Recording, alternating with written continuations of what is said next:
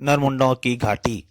दोस्तों, इसके पिछले भागों में आपने पढ़ा कि किस तरह से राक्षस राज विचित्रनंद के पांचों पुत्र राजा अर्जुन सिंह के हाथों मारे जाते हैं और राक्षस राज विचित्रनंद उनसे बदला लेने के लिए एक गुस्से में घोषणा करता है कि वो हर रोज अर्जुनगढ़ के पांच नागरिकों को मौत के घाट उतारेगा। और वो करता भी यही है, रोज पांच लोगों को मौत के घाट उतारता है और उनके नरमुंडों को ले जाता है और एक घाटी में डालना शुरू कर देता है। परंतु कोई भी उसे रोक नहीं पाता विचित्रनंद को। तो एक दिन, एक जब वो कुछ घर जला रहा होता है तो एक अबला की पुकार सुनकर तिलसिन देव एक दिन राजा अर्जुन सिंह को अपने पास बुलाते हैं और उन्हें शिला शक्ति देते हैं। शिला शक्ति लेकर राजा अर्जुन सिंह वापस लौट आते हैं, परंतु वो सोचते हैं वो सौंपे नहीं था। उधर अगले दिन सुबह राक्षस राज विचित्रनंद फिर से हमला कर देता है। अब उसके आगे राक्षस सेना सैनिकों पर टूट पड़ी। हा हा हा, आहा, तुझे अपना भोजन बनाऊंगा, हा हा हा। आई राक्षसों ने सब तरफ आतंक मचा दिया था। सेनापति हिम्मत सिंह तक समाचार पहुंचा। क्या मूर्ख, यहां खड़े खड़े मेरा मुंह क्या देख रहे हो? जाओ रणभेरी बजा दो। जी जी सेनापति जी। रणभेरी बज उठी। पी।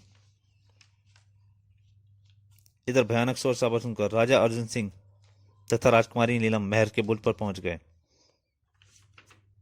राजकुमारी, उफ पिताश्री, राक्षसों की पूरी सेना ने महल पर धावा बोल दिया है। नहीं, हमें तुरंत सैनिकों की मदद के लिए जाना होगा। जबकि इधर विचित्रदंत भयानक अट्टहास कर उठा। राजकुमारी नीलम, मेरे मित्रों की मृत्यु कारण अब देखो मैं तुम्हें कैसे वहां से ले जाता हूं। खर, जाओ राजकुमारी को यहां लेकर आओ। विचित्रदंत के आस देखते ही देख खर मानव रूप में परिवर्तित हो गया और हा हा हा हा हा, वो उड़कर सीधा राजकुमारी नीलम पहुंच गया और उन्हें उठाकर सीधा नीचे ले आया। बचाओ पिताश्री, हमें बचाइए। हा हा हा हा हा। राजकुमारी को विचित्रनंद के लेकर खर रथ में वापस जुड़ गया।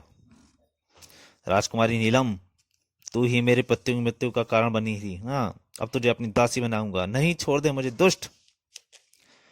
तो दोस्तों, ये नरमुंडों की माला का आखिरी भाग है। पर आपसे एक प्रार्थना करना चाहता हूँ, अगर आप इसको कहानी का पूरा आनंद उठाना चाहते हैं तो इसके पिछले भाग जरूर पढ़िएगा, तभी आपको इस कहानी का पूरा आनंद मिलेगा। और अगर आपको ये कहानी अच्छी लगे तो प्लीज़ लाइक ज़रूर कीजिए। अब कहानी चालू करता हूँ। और फिर नहीं, हा हा हा हा, भयानक प्रतिशोध लूंगा मैं। खट आई राजा विचित्रनंद की तो राक्षस राज विचित्रनंद की तो सैनिकों को मारे जा रही थी। उधर राक्षस सैनिकों पर भारी पड़ रहे थे। बचाओ बचाओ, आए, वो सैनिकों को उठा उठा के फेंक रहे थे, उन्हें खा रहे थे। सेनापति अपनी संपूर्ण शक्ति लगाकर राक्षसों से युद्ध कर रहा था। खच आहा। इधर जैसे ही विचित्रदंत के रथ ने मुख्य द्वार से बाहर निकलना चाहा, ठहर जा शैतान, आज तो बचकर नहीं जा सकता। ओहो, राजा अर्जुन सिंह। पिताश्री, मुझे बचाइए। घबरा नहीं मेरी बच्ची, ये दुष्ट तेरा बाल बांका भी नहीं कर सकता। तभी खर और शूल ने आग उगली। नहीं। और राजा अर्जुन सिंह का रथ एक मिनट में पूरा जलकर स्वाहा हो गया। राजकुमारी चिल्लाई, नहीं पिताश्री। हा हा हा, जलकर भस्म हो गए तेरे पिताश्री। शहनाती, आगे बढ़ाओ रथ। लेकिन रथ टस से मस भी नहीं हुआ। अरे क्या हुआ, रथ आगे क्यों नहीं बढ़ रहा? क्या हुआ सेनापति, रथ आगे बढ़ाओ। रथ आगे नहीं बढ़ रहा महाराज। सेनापति प्रदूषण सिंह ने अपनी पूरी ताकत लगा दी, किंतु खरवशूल एक कदम भी आगे न बढ़ सके। महाराज, कुछ गड़बड़ लगती है। सेनापति प्रदूषण सिंह के रथ से नीचे उतरते ही एक साए आह, एक लौंडे का सर काट दिया। यह दृश्य देखते ही विचित्रनंद ने चौंक कर रथ के पहिए की ओर देखा। इसी पल वह बुरी तरह से उछल पड़ा। राजा अर्जुन सिंह। इधर रानी ने तुरंत अपने हाथ विचित्र के हाथ में गड़ा दिए। विचित्रदंत का ध्यान चूकते ही राजकुमारी नीलम ने अपनी करामात दिखा दी।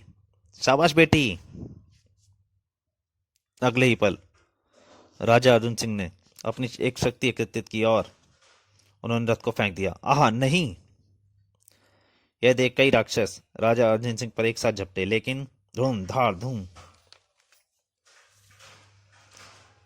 राजा अर्जुन सिंह शिला की सी मजबूती के साथ युद्ध के मैदान में उतर चुके थे। एक साथ कई राक्षस राजा अर्जुन सिंह को समाप्त कर देने के लिए उन पर टूट पड़े थे, किंतु अर्जुन सिंह तो मानो क्रोध से पागल ही हो उठे थे। दुष्ट राक्षसों, आज तुम में से एक को भी जीवित बचकर नहीं जाने दूंगा। आहा उफ। ये तो हिल भी नहीं रहा है हमसे। उसके बाद तो जैसे राक्षसों की सेना में खलबली मच गई। राजा अर्जुन जिधर से उधर जाते तबाही मचा देते। इधर जैसे ही विचित्रनंदन नीचे गिरा, खर और शूल मृत्यु को प्राप्त हो चुके थे। मैं जीवित नहीं छोड़ूंगा तुझे राजा अर्जुन सिंह।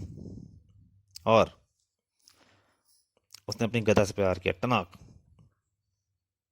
अरे इस पर तो मेरी गदा के प्रहार का कोई असर ही नहीं हुआ। हा हा हा, क्यों विचित्रनंदन, क्या हुआ? करो मुझ पर प्रहार। विचित्रनंदन भैंसे की तरह डकारता हुआ अर्जुन सिंह पर झपटा। तू मेरा कुछ नहीं बिगाड़ सकता विचित्रनंदन, और अब तुम मरने के लिए तैयार हो जा दुष्ट। तेरी मृत्यु के पश्चात अब तेरा सिर मैं उसी नरमुंडों की घाटी में फेंकूंगा। राजा अर्जुन सिंह ने एक प्रचंड सिर की टक्कर विचित्रनंदन के सीने पर मारी। धड़ाक। उफ। यह देख बच्चे कुछ राक्षस अपनी जान बचाकर वहां से भाग खड़े। भागो भागो, हमारे महाराज मारे गए। विचित्रनंदन के मरते ही, पिताश्री, मेरी बेटी। फिर एकाएक राजा अर्जुन सिंह ने स्वयं को बेहद हल्का महसूस किया। ओह, अब मैं स्वयं को हल्का महसूस कर रहा हूं। इसका मतलब मेरे भीतर से बाबा तिलसिंह देव की दी हुई शिला शक्ति जा चुकी है। तभी सेनापति हिम्मत सिंह व अन्य सैनिकों ने आश्चर्य के साथ राजा अर्जुन सिंह को घेर लिया। महाराज, ये कैसा चमत्कार था आपने? हाँ सेनापति, यह चमत्कार ही था। बाबा तिलसिंह देव की शक्ति का चमत्कार, जिसका पता मुझे भी तब पहली बार चला जब विचित्रनंदन ने मेरे रथ पर जादुई शक्ति प्रहार किए, जिसमें मुझे छोड़कर सब कुछ भस्म हो गया। और तब राजा अर्जुन सिंह ने उन्हें अपने स्वप्न के विषय में सब कुछ बताया, तो सभी चमत्कार से ठगे खड़े रह गए, जबकि राज्य भर में विचित्रनंदन की मृत्यु का समाचार सुनकर प्रसन्नता की लहर दौड़ गई। फिर राजा अर्जुन सिंह ने स्वयं नरमुंडों की घाटी का पता लगाकर उन सब खोपड़ियों का सामूहिक दाह संस्कार किया। उफ। तो दोस्तों, ये कहानी यहीं समाप्त होती है। प्लीज़ अगर आपको अच्छी लगे तो चैनल को सब्सक्राइब कीजिए और ज़्यादा से ज़्यादा वीडियो को शेयर कीजिए। धन्यवाद।